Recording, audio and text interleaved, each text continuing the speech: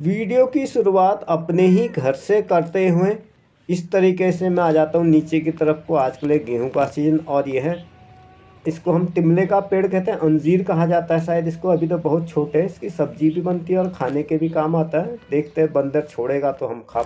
आज तारीख है 27 अप्रैल 2025 और एक गेहूं की कटाई शुरू हो चुकी है। यहीं पर हम गेहूं की मड़ाई करते हैं।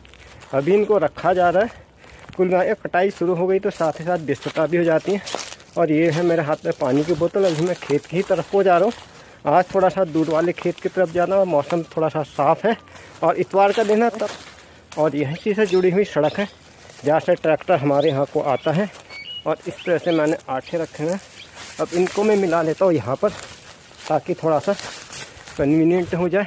और ये इस समय है मेरी स्थिति वर्तमान। और ये जो सामने आकृति बनी इसको हम टानी लगाना कहते हैं। ये इसी प्रकार से लगाई भी जाती है। फिलहाल हमारे यहाँ अटकते नहीं की हवा तेज़ चलती है तो इसको पहले मैं एक जगह पर कलेक्ट कर लेता हूँ ताकि बारिश भी आ जाए तो पेड़ों के नीचे रहने से इसका सुरक्षा हो जाएगी। इस प्रकार से बिखरी हुई जगह से अच्छा है कि ये पर्याप्त मात्रा में सूख चुके हैं। हालांकि इतने ज़्यादा सूखते के उठाने में भी गेहूं अपने डाल से अलग हो जा रहा है तो इसको प्रॉपर तरीके से रखते हुए एक जगह पर कलेक्ट करना शुरू कर दिया है। और यहाँ से शुरू हो जाती है मेन रोड। थोड़ा सा कन्वीनियंट भी पड़ता है और ये खेत हमें ज़्यादा कंफर्टेबल फील होता है। और इस तरह से 1 बाय 1 खेत से लाते हुए इनको एक जगह पर इकट्ठा करना भी ज़्यादा ज़रूरी होता है क्योंकि बंदर हमारा सबसे बड़ा दुश्मन है। यहाँ पर अगर फैले रहेंगे तो फटाफट मैं इसको फास्ट फॉरवर्ड में चला देता हूँ। पूरा वीडियो तो खैर क्या ही दिखाना। अब थोड़ा सा सुरक्षित होकर अगर हम इधर उधर भी जाएंगे तो इससे भारी तरपाल अथवा ढकने वाले से ढक सकते हैं। अदरवाइज़ क्या था, बिखरी हुई चीज़ एक तो नुकसान भी ज़्यादा होता है, दूसरा चिड़िया भी खाती है और बंदर भी खा लेता है। सभी का खाना क्या प्रकृति से जुड़ी हुई चीज़ें, लेकिन बंदर खाता कम है, बर्बाद बहुत ज़्यादा। और कुछ गेहूं हमने यहाँ पर रखे हुए हैं, इनको भी अभी ऊपर करना शिफ्ट ताकि एक जगह पर गेहूं होते हैं तो उनकी मड़ाई करने में आसानी होती है। हम एक साथ सारे गेहूँ नहीं रखते, अदरवाइज़ क्या था बंदर सारे गेहूं को ले जाता पकड़ के। इसलिए सुरक्षा की दृष्टि से आधे गेहूं रखते हैं हम इस तरह के प्लेन वाले खेत में। और यहाँ से रास्ता मिल जाता मुख्य नहर से। अभी मुझे नहर क्रॉस करने के बाद मैं अपने खेत में जा पाऊँगा। गढ़वी लाने कहते हैं इसको हम। दूसरे शब्दों में the heavy object are lifted by me, will be lifted by me. और यहाँ पर जहाँ पर मैं खड़ा हूँ एकदम से अपने ही राइट हैंड साइड में एकदम ढलान की तरफ उतरना शुरू हो जाता है। और ये हमारे मेन नहर है जो कि यहाँ की मेन लाइफ लाइन भी है।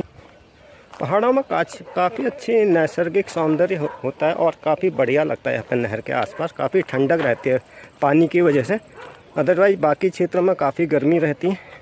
अभी तो खैर रास्ता चौड़ा है तो उतनी ज़्यादा परेशानी नहीं होती। धीरे धीरे रास्ता जो होता है नैरो होते जाता है। ये यहाँ का जिसको हमारा सीसी रोड कहा जाता है, एकदम ढलान राइट हैंड साइड से नीचे से जाते हैं जहाँ पर राजकीय प्राइमरी स्कूल है हमारे गांव का हिकमत। और यहीं से आगे खेत में मुझे जाना है।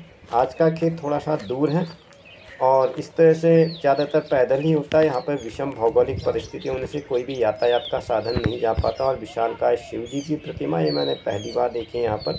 पहले नहीं थी, हाल में लगी हुई, लेकिन काफ़ी अच्छा लग रहा है। लॉर्ड शिवा जो कि सारे विश्व को देख रहे हैं वो हमारी रक्षा करें। तो इसी प्रकार से ये इस तरह से आकृति जो बन जाते हैं डंडी नुमा, को कहा जाता है ट्रेल को पगडंडी कहा जाता है। डंडी नुमा आकृति पगों के चलने से। और इस प्रकार से अब देखिए आपके सामने रास्ता इतना पतला हो गया। This is the narrow way as I am showing to you, very dangerous way. और इसकी के लेफ्ट हैंड साइड में थोड़ा सा पथरीला रास्ता और राइट हैंड साइड में गहरी खाई है। साथ ही साथ यहाँ पर थोड़ा सुनसान एरिया होने से रात में थोड़ा रिस्क फैक्टर भी होता है। वाइल्ड एनिमल्स से यहाँ पर लेपर्ड वगैरह घूमते हुए आते हैं। तो मैं जहाँ पर चल रहा हूँ मैं अपने पाँव की पोजीशन दिखाती हूँ। बहुत ही सावधानी से चलना पड़ता है यहाँ पर। और एकदम इसमें चप्पल काम नहीं करती, चप्पल जाती है पलट, इसलिए मैंने जूते का इस्तेमाल किया। कपड़े वाला जूता तब भी ठीक था, हल्का भी होता है, उसका फ्लैट सरफेस होने से कहीं पर भी आसानी से टिक जाता है। और इसी तरह से आपको वास्तविक वस्तु स्थिति से परिचित कराते हुए मैंने इसका बैकग्राउंड का जो भी वॉइस वगैरह है वो हटाई नहीं है, नेचुरल वॉइस है। कदमों की आहट आपको स्पष्ट सुनाई दे रही होगी। तो अभी मैं ज़्यादा बात नहीं कर पाऊँगा क्योंकि मेरे सिर में रखा है बंडल और ये बंडल गिर गया तो मुझे हो सकती है प्रॉब्लम। इस तरह से बंडल को लेके हरा भरा खेत। ये अब मैं दिखा दूँ आपको, ये बड़े ही प्यारे लगते हैं यहाँ से खेत का भी। और इसी तरीके से इसको ले जाया जाता है और ये मेरी है वर्तमान स्थिति। आगे आ जाएगा रास्ता थोड़ा ठीक ठाक, तो उस वक्त मैं थोड़ा सा और व्यू दिखा पाऊँगा। और ये जो सामने खेत है काफ़ी हरियाली से भरा हुआ है। ये खेत अलग है और जहाँ से मैं गढ़वी को लाया हूँ वो खेत है अलग। तो अभी चेहरे का कॉम्प्लेक्शन यहाँ से ज़्यादा ठीक है। तो मैं अभी इस तरह से गट्ठे सारा, उसको हम लोग गट्ठे कहते हैं, और यहाँ पर मैनुअली ही करना पड़ता है क्योंकि यहाँ पर ऊबड़ खाबड़ संरचना होने से वे ऑफ ट्रांसपोर्ट उपलब्ध नहीं हो पाता है।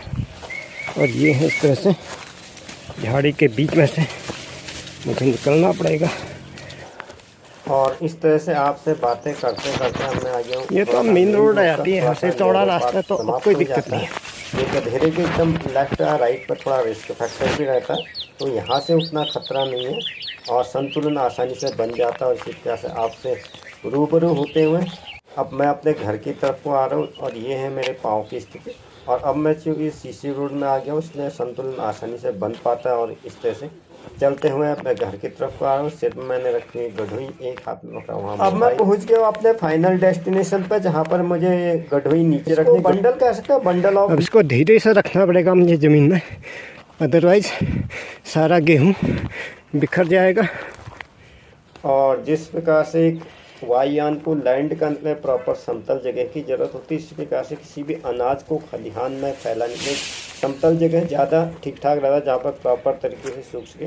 वो स्थिति देखते हुए मैं अपनी पोजीशन पे आ गया और मैंने अपनी गढ़वी रख दिया नीचे।